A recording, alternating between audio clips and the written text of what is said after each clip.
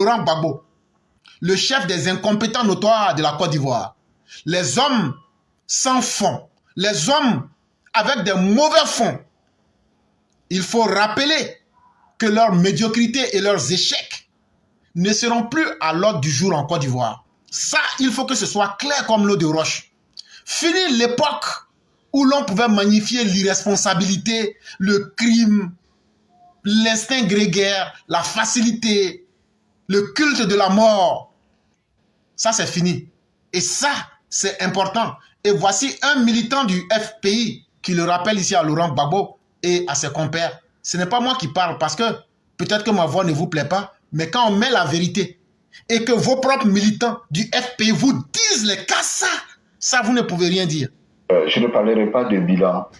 Voilà, parce que les 10 ans de Laurent Gbagbo à la tête de la Côte d'Ivoire, ça a été du gâchis, tout simplement.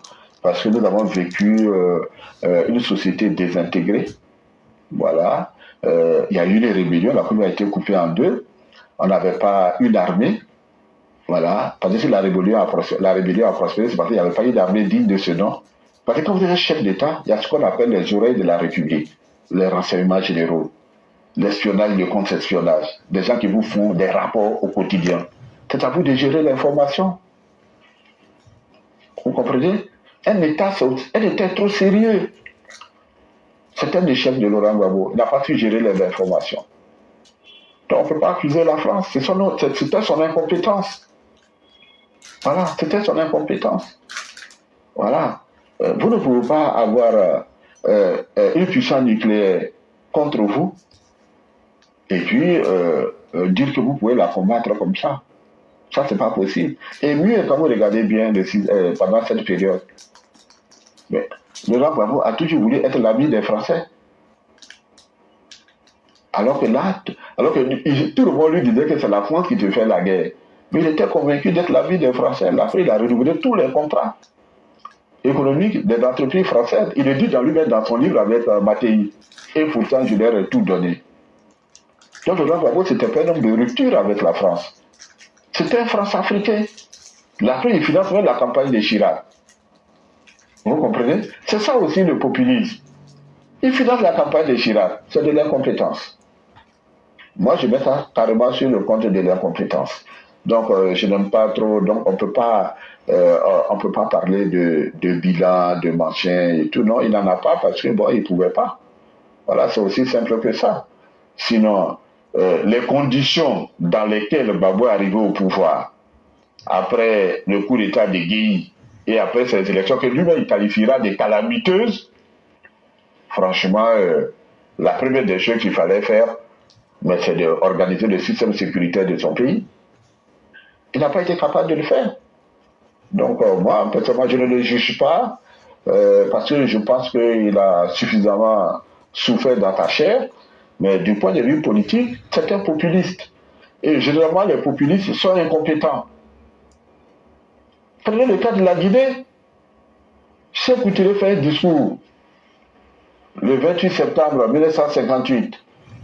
La Guinée préfère la liberté dans la pauvreté. Et la liberté dans la pauvreté, depuis qu'un pauvre est libre. Mais les gens applaudissent. Ça, c'est un discours populiste. Voilà. Depuis quand il dit la Guinée préfère la liberté dans la pauvreté à l'opulence dans l'esclavage. Il a vu un homme riche être esclave. C'est faux. Mais c'est des discours, quand tu les entends, ça résonne bien dans les oreilles. La liberté dans la pauvreté. Un pauvre n'est pas libre. Ça n'existe pas. Ni du point de vue philosophique, ni du point de vue anthropologique. Un pauvre, il est esclave. L'opulence dans l'esclavage, ça n'existe pas. On ne peut pas être opulent dans l'esclavage. Quand on est riche, on est libre. Parce qu'on peut faire ce qu'on veut. On peut se payer ce qu'on veut. Mais ce sont des discours que les gens écoutent. Donc les gens sont heureux d'entendre ce genre de discours. Ce genre de discours, là, c'est du populisme. Aujourd'hui, quand vous regardez la Guinée n'a pas décollé.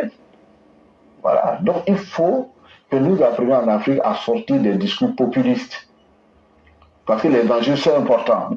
Et donc ceux qui sont nostalgiques du populisme ou de certaines pratiques qui font honte à l'humanité et qui pensent pouvoir dévaluer le niveau d'intelligence du peuple, vous avez pris le mauvais rendez-vous en 2025 Parce que ça ne passera pas. Et chers tous, nous sommes encore dans la visite du président et sa rencontre avec Emmanuel Macron.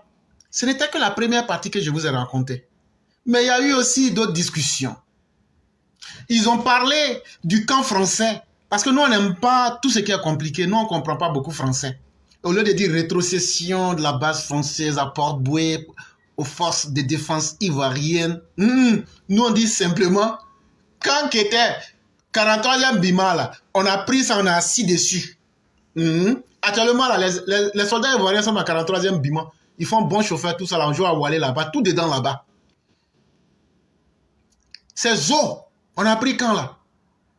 Donc, le président, un homme responsable, il a dit à Macron, il dit, bon, merci beaucoup, et puis on passe à autre chose. Après ça, ce que je vous dis là, il n'y a pas quelqu'un qui pourra vous dire ça ailleurs, mais il n'y a pas quelqu'un qui va venir dire que c'est faux. Ils ont parlé des pays de l'AES, du Maboulistan, du Boukistan et des Lamantins baveux du Niger. Et le président a répondu que vraiment c'est regrettable cette rupture. Et il n'est pas allé plus loin. Mais les conséquences, que ce soit dans le court, le moyen ou le long terme, se feront sentir. Mais les gens de l'AES, eux-mêmes qui sont en train d'applaudir ces situations-là, comme dira quelqu'un, vous allez lire l'heure. Mais ça ne sera pas de la manière que vous espérez.